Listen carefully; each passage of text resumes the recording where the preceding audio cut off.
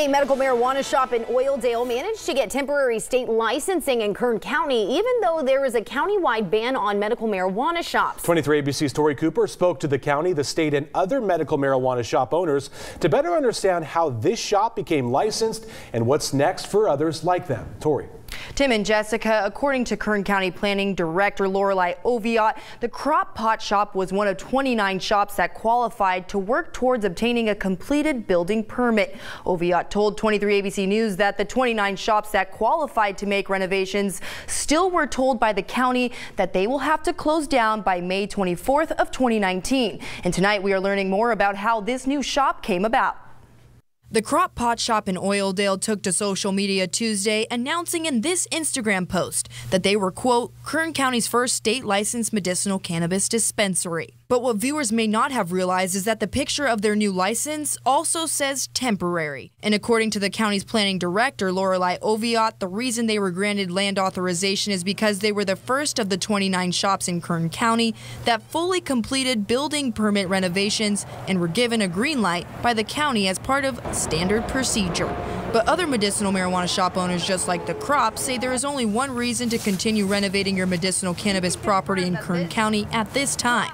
They give the state authorization to issue you a license for the cannabis sales temporarily until May 24th, 2019.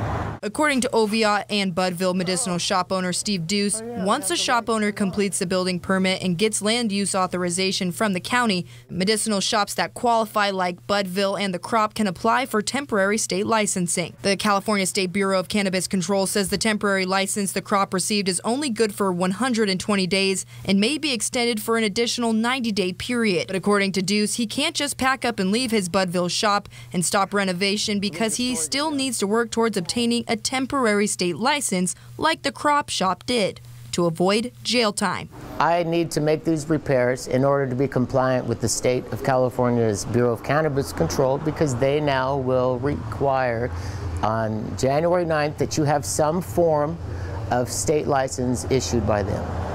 Therefore, if I didn't comply with what the county has asked, then I would probably be smart to shut down and get out, because I'd be a criminal selling unlicensed illegal products, just like I was back on the street. According to Deuce, the building permit alone was $40,000, and the new building renovations were also an additional cost that he is taking on in hopes of avoiding criminal charges for operating without a form of state licensing. According to the county, after the 120-day period, the Crop will have to apply for annual licensing.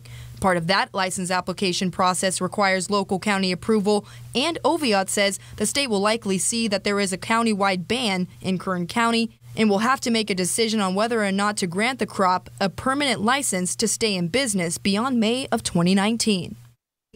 Now, store employees and owners of the Crop who would not give us an on-camera interview told 23 ABC today over the phone that they are excited to open for shoppers again tomorrow. We will also be attending the reopening tomorrow to see if the shop owners may be willing to comment further.